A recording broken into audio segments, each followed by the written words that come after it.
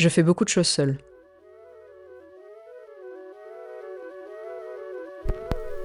Je m'y suis habituée. Pendant longtemps, je me sentais à part, en trop ou pas assez. J'avais l'impression d'être en décalage permanent avec ceux qui m'entouraient. J'avais honte d'exprimer à voix haute mes rêves les plus fous et mes projets les plus ambitieux, de peur d'être jugée, moquée ou mise sur le côté. Alors je me suis habituée à faire les choses seule, dans mon coin, en cachant mes bizarreries et mes ambitions.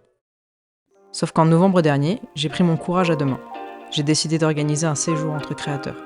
Étrange, me direz-vous, pour quelqu'un de solitaire. Mais finalement, pas tant que ça. Cet élan était justement motivé par l'espoir d'enfin trouver ces gens, répartis aux quatre coins de la France. Une tribu soudée qui me comprendrait sans me juger. Cette tribu, je l'ai longtemps imaginée, surtout lorsque je me sentais terriblement seule pour faire face aux obstacles qui se dressaient sur le chemin de la création. J'ai fait le pari fou de réunir 12 personnes, alors qu'elles se connaissaient à peine, voire pas du tout. Alors qu'il y a encore quelques années, j'aurais été terrifiée à l'approche de ce projet, cette fois-ci, je me sentais sereine et impatiente d'y aller. Les choses se sont mises en place naturellement, parce que malgré nos différences apparentes, au fond, nous sommes les mêmes. Nous aimons créer des choses, pour nous, mais surtout pour les autres.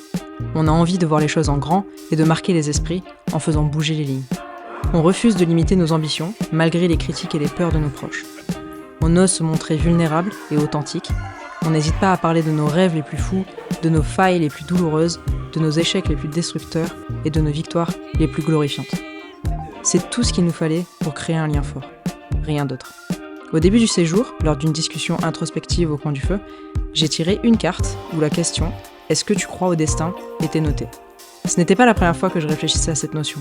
Et si l'idée que mon chemin soit tout tracé me rassurait et me dédouanait, je refusais d'accepter que mon libre arbitre soit une illusion. Que peu importe ce que je choisissais de faire, je finirais à l'endroit où je dois être et non où je veux être. Mais depuis, j'ai passé 5 jours avec de parfaits inconnus qui m'ont comprise bien plus rapidement que n'importe qui d'autre avant. Et si le destin, c'était simplement ça, rencontrer les bonnes personnes au bon moment. Parce que j'aurais juré avoir rencontré ces 11 humains dans une autre vie. J'aime me dire que peu importe mes choix, j'aurais un jour fini par rencontrer ces 11 créateurs fascinants. Peut-être ailleurs et à un autre moment, mais je reste persuadée qu'on était tous faits pour se connaître. Que dans l'immensité des possibilités de la vie, on se croise à chaque coup. Et c'est cette façon de voir le destin qui me plaît.